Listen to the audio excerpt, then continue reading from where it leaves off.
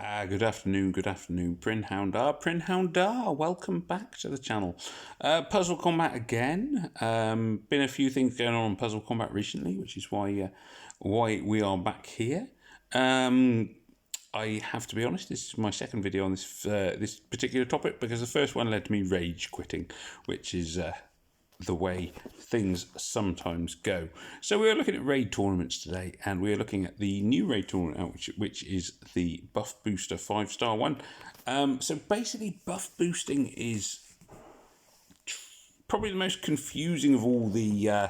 it's not exactly complicated, but it is the most confusing of all of the 3 raid tournaments, assuming that they follow the route of Empires and Puzzles, and I assume that they will. So the last raid tournament was a rush attack, which basically meant that all of your heroes, their charge speed was set to ultra fast, which was good, which was fine. You know, it's very easy to understand. Their mana works quicker, or their charge works quicker, I should say. And so, yeah, you know, slow charge heroes suddenly become awesome. That's fine. There will almost certainly be a bloody battle, which is, or some equivalent, which is when your healers do not do anything, which is, again, very easy to understand. You know, basically don't take healers, they won't help you out. And then you have this one, the third one, which is the buff booster, which is the, although it's the second one on this particular occasion. The buff booster basically means that every single buff, no matter what it is, will boost attacks by 20%. So, for example, if I have my favourite hero, well, one of my favourite heroes here, Crockett, you'll see that he does 3 buffs. Armor boost, attack boost, and defense boost. So he will not only will he do those, he will also boost all attacks by 60%. And I would just again say that, just for the record, that my torso looks pretty much like Crockett's. Just for any ladies that are listening. Anyway, there we are. No, let's not. I'm clearly joking. I'm sorry. Anyway, never mind. I don't think there is any hero here that looks like me. There's a couple of the zombies are close, but that's probably the best I can do. Anyway, so never mind. That's what buffs do. Anyway, I was so sorry. I've amused myself, which is awful. As you can see, I lost my first raid. It was just yeah, just rubbish. I was rubbish. I don't know. I was just rubbish. So what I'm going to be taking is a sort of mixed approach on this. 5-star heroes, there are so many of them that it's very hard to describe them all, and I will not be doing so. So what I will be generally doing is going 3-1-1, which is 3 of the colour opposite the tank, one hero who is not of that colour, and then another one hero of that colour. I will be taking Crockett because, as I say, he has a lot of buffs and they will help me out, hopefully.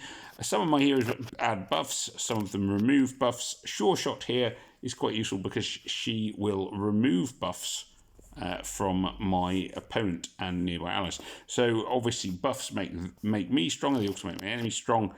So it's worth having buff removers, because then they will make the enemy a lot weaker. That's the theory, anyway. Boom, boom. So standard-ish kind of attack stuff. Not great so far. Maybe, no, that's going pretty well. I can't complain on that. So I don't need to remove buffs, so I'm going to just go for this. This shouldn't actually be too horrendous. As I have sort of previously mentioned, on this raid tournament, you are not allowed red heroes. I think it was red, or it might have been blue. I do beg your pardon. I will double check that in a sec. Whichever colour you are not allowed, I would take the opposite colour as your tank. And thinking about it, it's blue. So I took a red. I went for a red tank. That is generally quite a useful way of doing things because you cannot colour stack effectively against the colour you're not allowed to take. So I would always recommend, like, you know, go for the opposite colour as your tank. I hope that kind of makes sense. I will try and demonstrate. Oh, nice. That one actually came together fairly well. So let me just look at my defence team, who will hopefully not have been awful. So going into my defense team, you will see that my defense team, I went with a red tank because there's no blues allowed, which means you cannot color stack effectively double power against a red tank. And so I put a red tank in the middle. He also adds a buff insofar as he boosts attack. What's his name? What is your name, fella? Thrasher. So Thrasher, deals 250, blah, blah, blah, blah. So his attack is relatively standard, but he also gets 140% attack for 3 turns. Because of the buff boost, that is 140 attack plus the 20% for the attack boost, which can be really, really useful. And that's why it's worth having, considering, a red. Well, I mean, generally I would consider a red hero, but think about which ones actually add a buff as well. Let's see. Can I see how bad? I'm guessing now my defense is doing. Grade C, so roughly 50-50, not amazing. And it's gonna be varied a little bit. I'm not sure my heroes are the best. I'm not particularly a 5-star player. I tend to play more the 3-star role because I'm a free player and there's more flexibility in the 3-star. The 3-star field, generally speaking. But that said, I do have a reasonable number of 5-stars who are leveled up. They're just mainly the vanilla ones, although I was lucky enough to have a few heroes of the month and so on and so forth.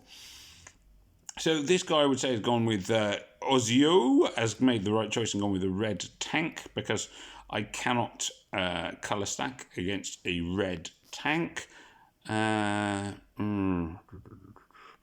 Looking at the weakness of this purple hero here, I'm going to go with the team I've got.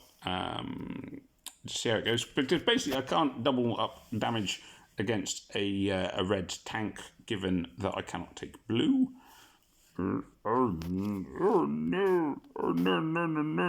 Anyway, sorry, I'm making silly noises again.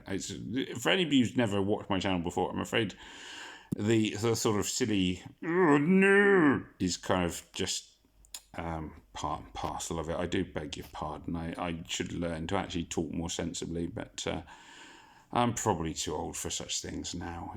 Once you've basically got to the point where you can't talk consistently anyway, you just go with what you can do. Anyway, let's. Oh, there we are. I love it when this is Umbra here. She's one of my heroes of the month. I was very lucky to get it, and I really like her as a hero, particularly when she makes enemies kill themselves, which is exactly what she did there. So yeah, power can be good. Like I say, I would generally recommend going for this, going 3-1-1. Which is 3 of the colour opposite tank and 1 and 1 and 1. Oh lordy! Now this is going to be tough. Now these guys, basically, what we're up against here is you have this. I actually need to do a separate video on this. You've got Terminus, very tough because he brings everyone back to life. Extremely overpowered in the opinions of many, and Ksenia, who does exactly the same. Brings people back to life, but she does health boosts. Terminus is like, it's the chance to revive is like 50%. It's like most of the time he brings everyone back to life. This is a 33%, so it's a third chance. What can go particularly badly wrong is if you kill, like say one were to kill Terminus, then Cassini brings him back to life, and then he brings everybody else back to life, and so on and so forth. So it can be a horrendous ordeal beating a team with Senior and Terminus, and I'm just going to have to hope for a bit of luck here. I'm going to stick with my purples because I think Terminus of the two is a slightly more dangerous one, simply in terms of the fact that he just brings so many heroes back to life. So obviously I will be targeting them with my special attacks. So Terminus first. Obviously I've got off to a lovely start in terms of tile damage, but it can still go wrong, which is why these heroes are so insane. Because Cassini could still bring Terminus back, who could then bring everyone else back. And so although I've got off to a great start and I'm clearly winning this raid, it could still backfire on me dramatically, and I could find myself facing. Now I haven't almost. Phew! almost deliberately there, I didn't flee because I'm winning the raid. I don't want to abandon the fact that I'm winning. But Cassini could have brought back Terminus, who would have then brought back the others, and then I could have ended up losing, going from being clearly winning the raid to losing the raid in like a space of one move. El Mariachi here is a... I know he's not... El Coyote, sorry. I always call him El Mariachi. The combination of him and Cassini could be very, very dangerous. Here we are. So there we are. We've got a first revival. She's brought back Cooper. Cooper, luckily, will die fairly quickly because he is an opposite colour to one of mine. This is going to be very, very frustrating as raids go. I'm going to go for... Now, I know there was a 4 in a row yellow there, but I avoided the 4 in a row yellow because I want my special skill more than I want the tile damage. And, oh, thank you. Right, Cassini is dead. So now there is no way that the heroes that are left can revive. People that can revive enemy heroes are generally worth killing first. There are currently only 2 of them in the game, and that's Cassini and Terminus. So if you see Cassini and Terminus, I would recommend you kill both of them as soon as possible. So basically, just target your special attacks, whatever special attacks you have, at them. And there we go. Boom! So nicely covered there. Black Sun is out. And the game... Oh, just for a second there froze. Hopefully, there we are. We're not permanently frozen. They are going to come up, and I would almost guarantee that whoever wins this tournament will have Cassini and Terminus because it makes your defense team incredibly strong. Anyway, so moving on. Now, this guy, yeah, again, I would not have gone green. Definitely would not have gone green as a tank. I'm going to go for my relatively strong selection of 3 reds. 3 reds, 1 purple, 1 green. As I've sort of mentioned previously, I'm keeping Crockett in because he can potentially not only his own boost, but he can also do the massive, the sort of double boost, as it were. Board not... Actually, that's kind of smiled on me a little bit. I was about to say it had been quite unkind there, but it has smiled on me since. I'm just kind of hoping here for something that's going to work out. Yolanda here, Jocasta is a very good healer. She was, I believe, a hero of the month. I do not have her, certainly.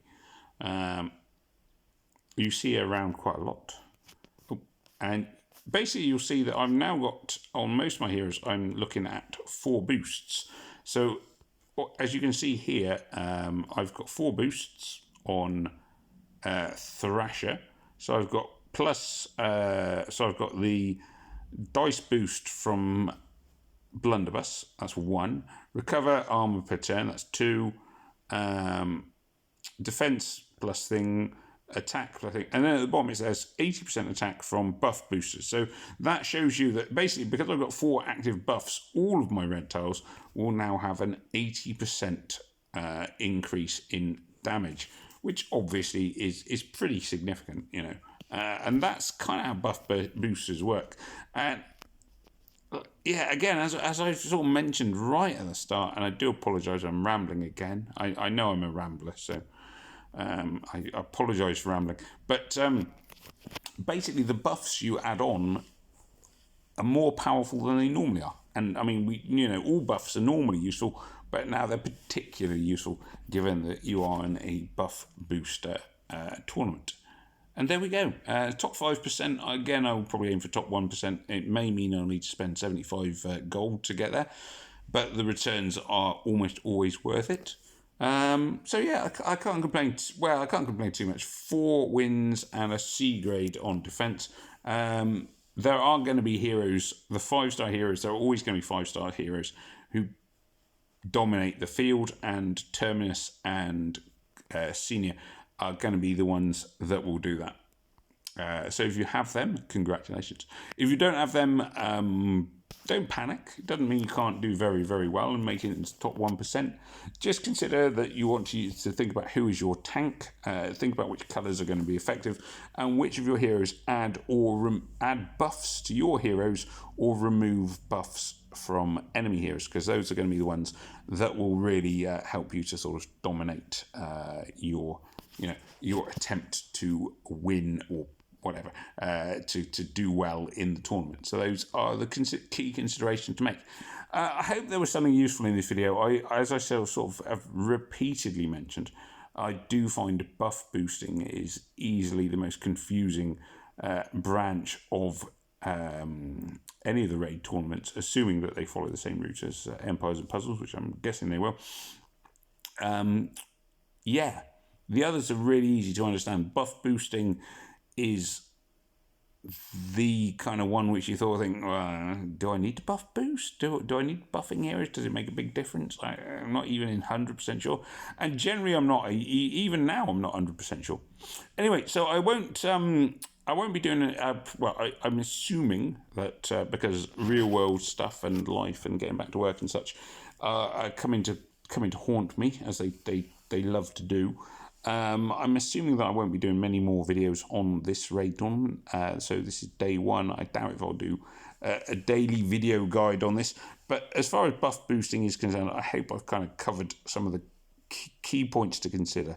Hopefully. Anyway, so please do remember to like, share, comment, and subscribe. Tell your friends, tell your enemies, tell your neighbours, tell everyone. Subscribe to Farmer Ben's channel, because it will bring honour upon your house and your bannermen. It just remains for me to say, may death come swiftly to your enemies. Take care of yourselves. Look after yourselves. Au revoir. Goodbye. Arrivederci.